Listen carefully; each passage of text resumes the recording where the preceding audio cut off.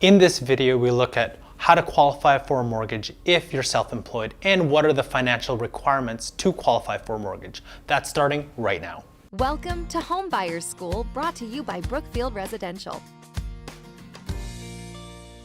Hi everyone, welcome to another Homebuyer School video, a channel where you get the latest strategies, tactics, and tips from home buying experts. And remember, if this is your first time on this channel and you want to get the latest strategies from the experts, hit the subscription button below, hit the little notification bell so you don't miss anything. Today I'm joined by Mushtaba Sayed, Manager Mobile Mortgage Specialist with TD Canada Trust. And the question we're going to answer today is, how do you qualify for a mortgage if you're self-employed? Yeah, that's a great question. So most lenders are very similar when it comes to self-employed income, or if you're self-employed, they want to see that you've been self-employed in the same industry for at least 3 years. And what they want to do is they want to see somewhat of a consistency, right? So they're most likely going to use a 2-year average of the income that you have reported from being self-employed.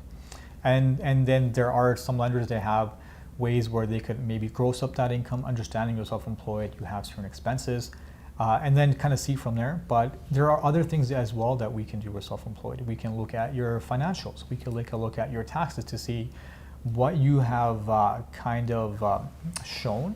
So to pay a little bit less, because self-employed there is that benefit of being self-employed. We can control how much taxes you end up paying. But you definitely want to see what's available. Now, the insured, there's an easier way to get approved to the insured self, where we have something called a stated income program through Genworth, where you can see if it's a little bit easier, try it that way. Once again, it's a discussion to have with your lender and your specialist, and definitely interview your lender and your specialist to see if they're very familiar when it comes down to self-employed policies, because they differ quite a bit. And if someone who's not very proficient in dealing with self-employed people or self-employed borrowers, they might not know which policy to apply. So once again, ask them, have you dealt with a lot of self-employed? How do you feel? Have you gotten a lot of approvals for self-employed income? And then kind of go from there. But self-employed, definitely, it's just because you're self-employed does not mean that the bank will not lend to you. They might ask you for a little bit extra documentation to kind of see where your income is coming from. But at the end of the day, if your lender is very proficient with their policies with self-employed, he should be able to help you.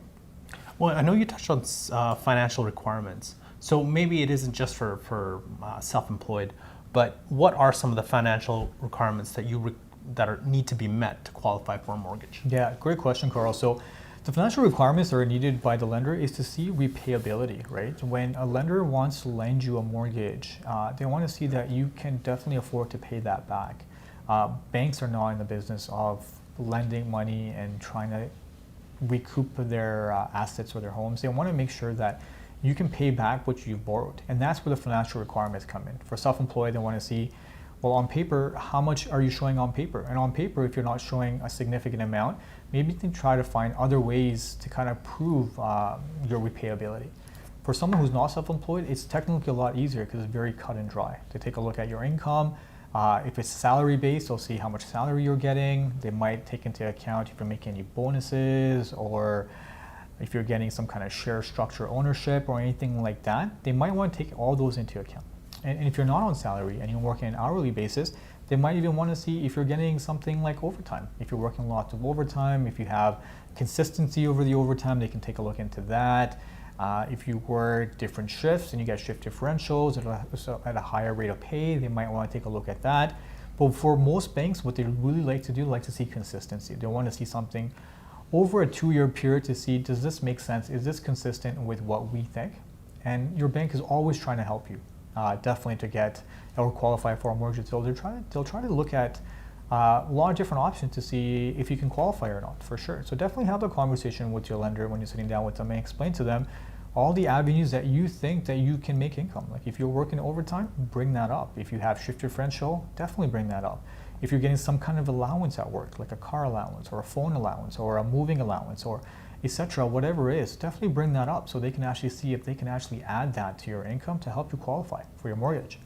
Oh, I didn't know that you could actually use your overtime, your bonuses to actually help you qualify. I thought it was just, your set salary or your hourly wage. No, that's a great question. So A lot of people, unfortunately, maybe don't realize that, right? They do want to take a look at it over time, but they want to take a look at it over the 2 years. Like I said, they want to look at consistency. So if you're consistently working overtime over a 2-year time period, they would take an average of the 2 years to see, does this make sense? Same with bonuses. If you're consistently getting bonus over a 2-year time period, they want to take a look into that because all of that is an added benefit to you. Like you've worked hard for your overtime or you worked hard to get a bonus. Banks will definitely take a look at that and actually use that towards your income qualifying capabilities. If you want to know more about how much you can get qualified for a mortgage, check out our video above. I guess the last question I have is, does either for self-employed or a salaried workers, how about low income or kind of bad credit? How does that impact the ability to qualify? Yeah, another great question, Carl. So low income, unfortunately, you're going to have a harder time with the repayability portion of what you're looking at borrowing. So when it comes down to having lower income, there's just no other way around it, right? Unfortunately, you might want to look at maybe reducing your budget, maybe finding something that fits more into what you can qualify for, so you can actually have a comfortable payment. You can always look at getting a co-signer. You can look at doing these things, but I always like to tell people is that getting a co-signer might help you qualify for a higher mortgage, but keep in mind, it's you at the end of the day that has to make that payment, right? So if you're not comfortable making that payment and you feel like the budget is just too much for you, then maybe just kind of reduce it and then kind of see in a couple of years where you could move into something a little bit, let's say smaller or a little bit cheaper, and then you can actually build up your savings and maybe you get a higher income in the future. You can always upgrade later on, right? So don't ever what we call just money pinch to get into a home or become mortgage poor. It's another term that we like to talk about where most of your budgeting is going towards your housing cost.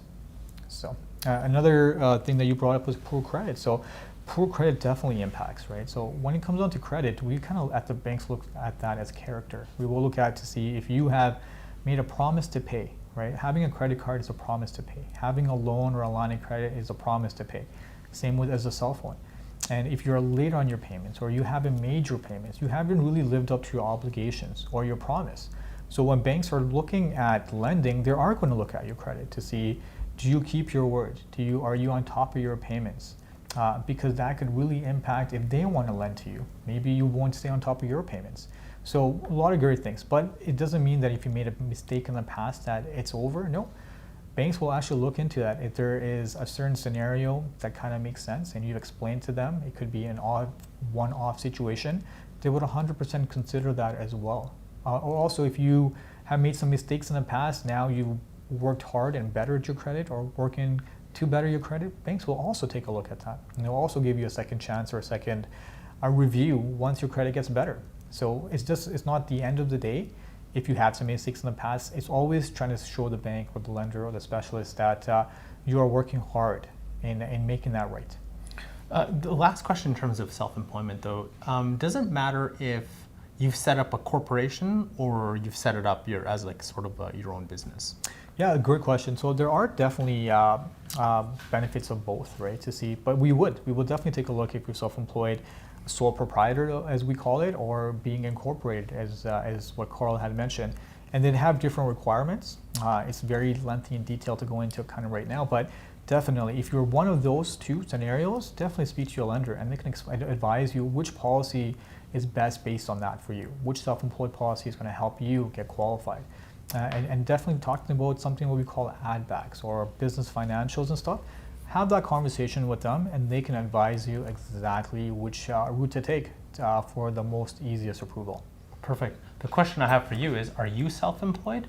And if you are, did you run into any issues regarding getting approved for a mortgage? Let us know in the comment section below. And remember, if you want to watch any more of our mortgage or mortgage rate videos, check it out in the description below. Thank you very much for joining us, and we'll catch you next time. That's another edition of Homebuyer School. Tune in next time for more expert tips and tricks. And visit homebuyerschool.ca to bring you one step closer to finding your dream home. As with everything, it would be great if you like and share our videos. Also, please let us know if you have any home buying questions you want us to answer.